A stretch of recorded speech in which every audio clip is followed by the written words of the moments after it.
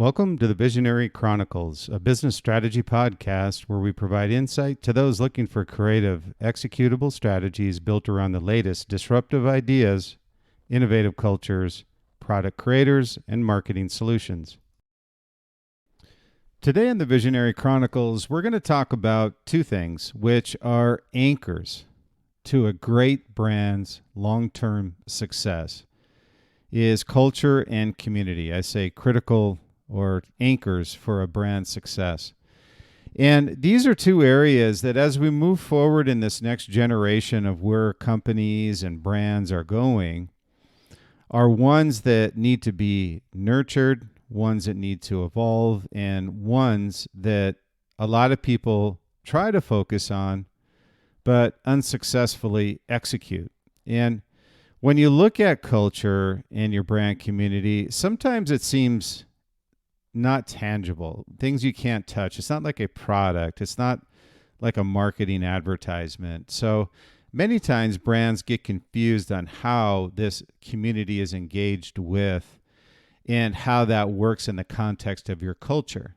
But I can tell you, community follows culture. So always remember that path for success when you're building your brand. I have many brands through Liquid Mind, startup, as well as even long-established global iconic brands that will say, how do I build this culture? And I say culture is earned, but you need to have a vision for what you want your culture to be. And if you don't have that, then nobody else can follow that. And then effectively, you can't build the culture if you don't know what your culture is in the first place. So if you have a consistent culture that's authentic to your audience, by design, a community comes, but it's earned. You can't buy this community. I've seen many times where brands will say, well, why don't I engage and put money against a marketing campaign to build my community? Well, that's not authentic. So, it is a hard road to build in an authentic, loyal community and following. And the brands that have successfully done it have had a point of difference from either a messaging perspective or a product standpoint. And marketing kind of follows either one of those two. So if you've got a great product, I always say marketing's a whole lot easier when you have a great product or you have a great culture that people believe in from a societal perspective, from a outdoor or lifestyle perspective. Again, we talk about we're selling a lifestyle here, not just a product. And it's particularly important in the day and age that we live in today that the community is engaged in a lifestyle. And many times that's why and how they engage with your brand. So build this culture around how you want people to engage with you. And as a result, your community will follow. But nonetheless, these and building these are critical anchors for your brand, and you need to continually be feeding them content. And I always say, build value beyond product. A commodity brand is driven by price point and doesn't build value beyond product because they're not effectively considered authentic. And I'll use a couple brands as an example. Brands as big as Nike, they've got both of these balanced out. They do great product, premium product, and they're authentic and they engage properly. And then there's others on the outdoor side that are even more authentic, like Patagonia or let's say North Face or somebody like that, where they get what their community does from a lifestyle perspective and their culture is built around that. So that's why they get this loyal following of people that understand who they are, what they do, and the value that you provide to them beyond product. Let's say a North Face or somebody like that understands that their culture and lifestyle is built around outdoor activities. So anything you can do to offer up to your community how to make their lifestyle easier, more fun, and as a byproduct of that, selling them product that allows them to fulfill that dream or lifestyle is the end result of a great brand who has built a community and through their culture. So let's talk about culture here for a minute and how that does build this community. And when I talk about culture, that culture is and should be a tangible, explainable positioning around your brand. And when you look at culture, you can't buy culture. You have to earn culture. So, but at the same time, it needs to be understood what your lifestyle is and what culture you're trying to build so your community also understands it. If you I always say, if you don't understand it as a company and as a brand, how on earth is your community going to understand what you stand for and stand for authentically? And how are you going to provide value to them beyond the product they purchase from you as a brand? So make sure you're following that process. And it's also crucial to be able to both explain and understand several things: who you are, why you exist, where you live, and how you engage. And these are all components to a successful brand that's engaging properly with their community. But they also understand all of those questions. If you don't understand who you are, how are you to then authentically message to your community what your brand stands for? So the why you exist. Where you live is your lifestyle. It's a brand. You are a persona of the brand. So what is the North Face brand? What does the North Face brand person do if he were a brand and he was actively involved in what your culture was doing as a lifestyle? So, and then the last point was how you engage with this community. Engage authentically and provide value to them from a content standpoint. And I say culture is probably the most critical ingredient to a successful formula. And I say formula because there's many ingredients that make for a great brand. But the one that provides loyalty, where they come back to you time and time again. Now in this D2C world, loyalty, community have become two buzzwords that are extremely important to the long-term success of your brand. So you want to make sure that this critical ingredient in this part of your success formula is culture and nurturing this culture.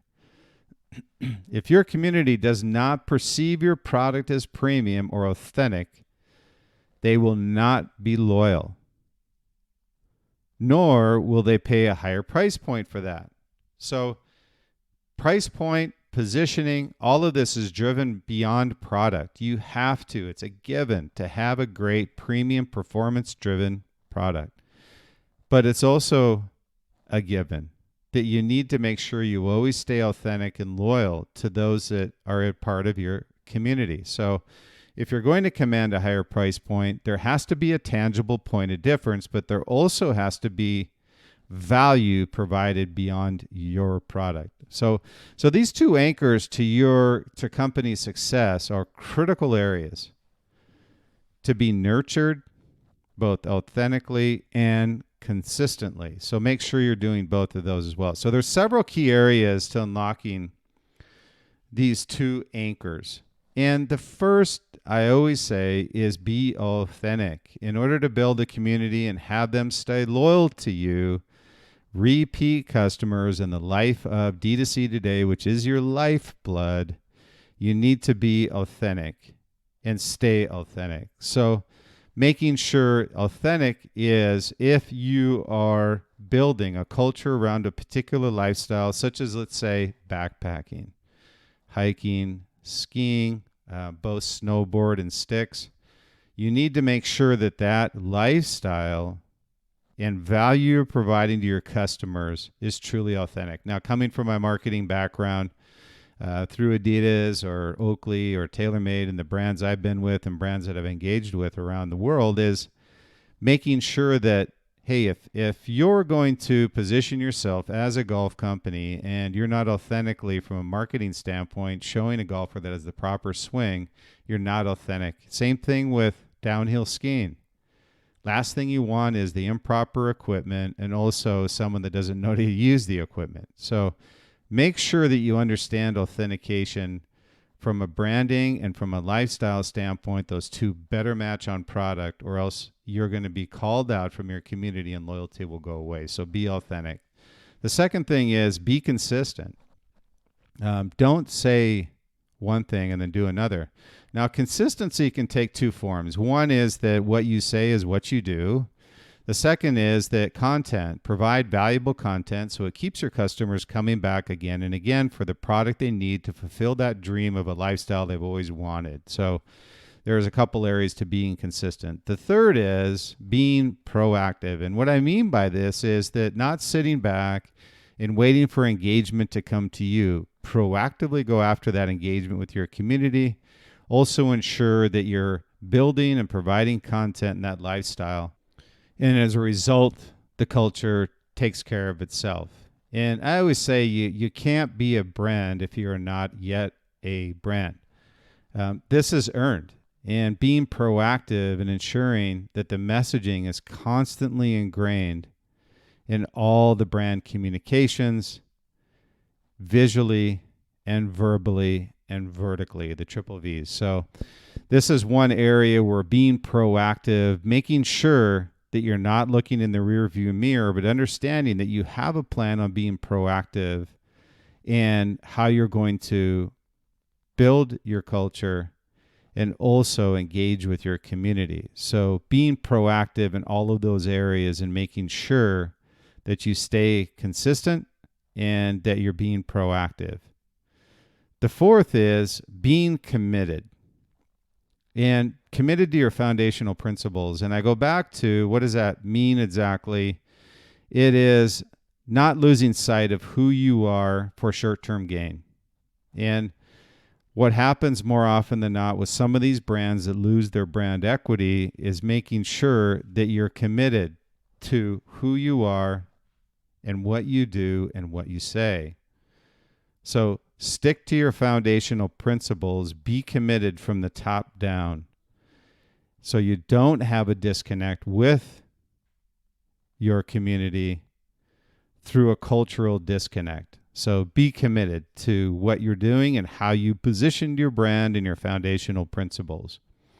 The fifth is, I say, an overriding objective is be visionary. Come on, man. I mean, be visionary in whatever you do. All great leaders have a passion for visionary goals. And this vision drives both the culture and your community. Because as a result of this, everybody inside of the company understands the vision, but you need to have someone who is a visionary or someone that can lead this visionary company, and everybody understands what you stand for and what your principles are as a brand, and those aren't going to be disconnected with reality. So be visionary in whatever you do. Even if you're a small brand, if you've got a great vision, that will connect with people and your community. So in conclusion, I say being great is a choice, a consistent choice driven by a long-term vision and a commitment to stay true to your positioning by growing your community and embracing your culture. I want to thank you for listening to the Visionary Chronicles. I really appreciate your time. I know that you've got a lot of other things on your plate, and I really appreciate you taking time out of your day to listen to the Visionary Chronicles, so thank you. Our intent in creating the Visionary Chronicles was really to address not only critical business issues, but also personal plus professional issues that business owners, entrepreneurs face on a day-to-day basis. So if you could and you like what you hear, certainly the support helps and the reviews are tremendous. So we really appreciate all those of you who have given us reviews. And as we move forward and you give us a review, we're going to be giving away some product as a thank you for those reviews, and also take a look at the Visionary interviews, Visionary Chronicles interviews that we have coming up as well. So if you have somebody who you feel would be a good subject for the Visionary Chronicles, we'd appreciate you having them reach out to us as well. They can go to my site, Brian Smeltzer, BryanSmeltzer.com. Go to the podcast section and you'll see the Visionary interviews. So again, thank you for your time. I appreciate it as always and look forward to our next Visionary Chronicles podcast.